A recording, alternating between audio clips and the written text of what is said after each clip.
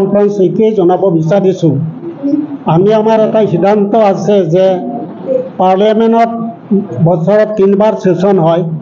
প্ৰথমতে budget session March, second summer session July, third winter session থাকে।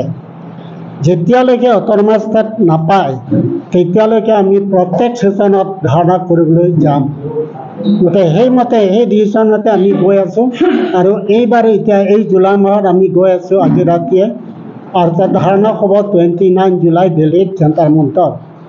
গতিকে আমাৰ এটা বিশেষ একো নাই, আমি বহুত বছৰৰ পৰা আমি খুজি আছোঁ, এতিয়া 40 বছৰ ভৰি দিছে। আমি শান্তিপূৰ্ণভাৱে আৰু গণতান্ত্ৰিকভাৱে আমি আন্দোলন কৰি আছোঁ, ডিমাণ্ড কৰি আছোঁ যে কাৰ্বি আংলং আৰু ডিমা হাছাও দুটা মিলাই সংবিধানৰ 244 ধাৰা মতে আমাক এটা স্বায়ত্তশাসিত ৰাজ্য অট'নমাছ ষ্টেট দিব লাগে।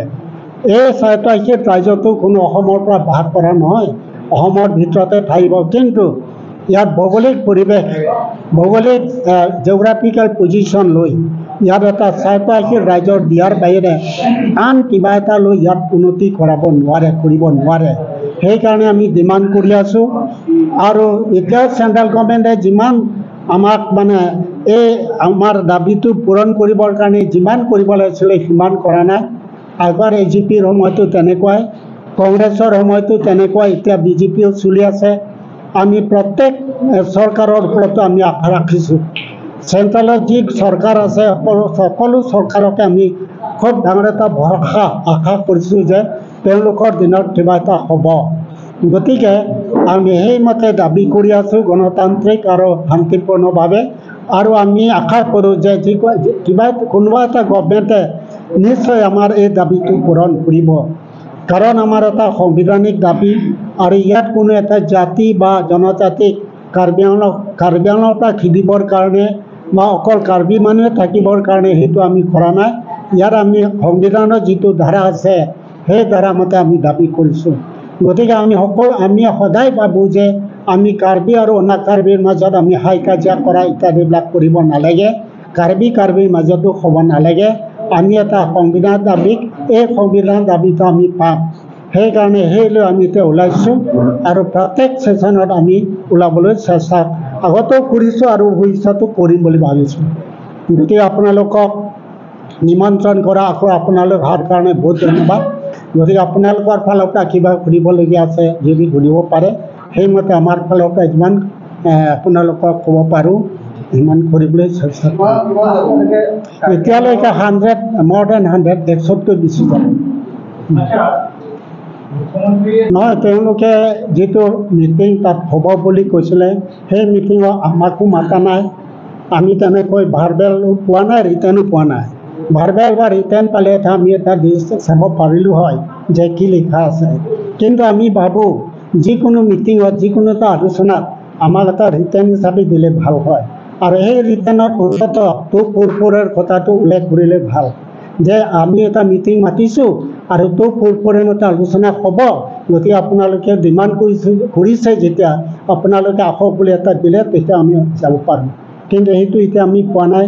গতিকে তেওঁলোকে কি ডিচিশ্যন হৈছে কি হৈছে সেইটো আমি ক'ব নোৱাৰোঁ। কি বোলে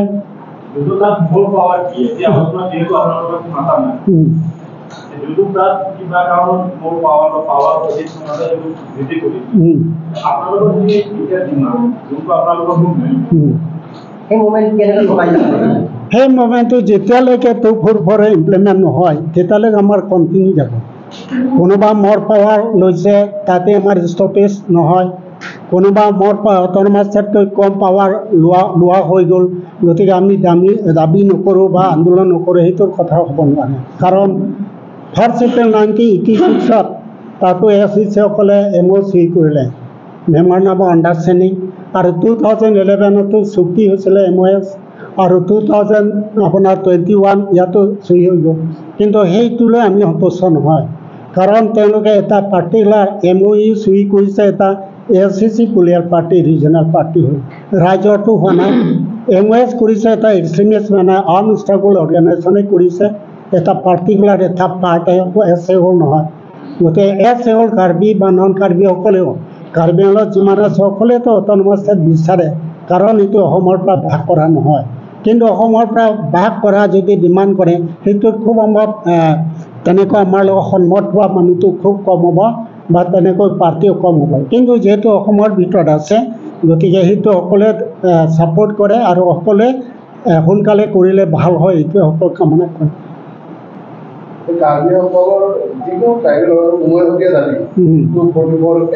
সকলোৱে কাৰ্বি দীৰ্ঘদিনীয়া জাতি আৰু আপোনালোকে এটা অন্যতম সংগঠন আগৰ পৰাই চলাই আহিছে। গতিকে এই বিষয়ে কিবা আলোচনা কৰাৰ লগতে সকলোকে আস্থা আৰু বিশ্বাসত ল'ব লাগে নে নালাগে? আমি আমাৰ ফালৰ পৰা আমাৰ ফালতো আস্থা আছে, সদায় আস্থা থাকে। গভৰ্ণমেণ্টে আলোচনা কৰিলে সকলোকে আস্থা আৰু বিশ্বাস তেওঁলোকৰ কথা আৰু কিন্তু তেওঁলোকে ল'ব লাগে চেণ্ট্ৰেল গভৰ্ণমেণ্ট, কিন্তু তেওঁলোকে সেইটো ডিভাইড এণ্ড ৰুল পলিচিয়ে কৰি থাকে।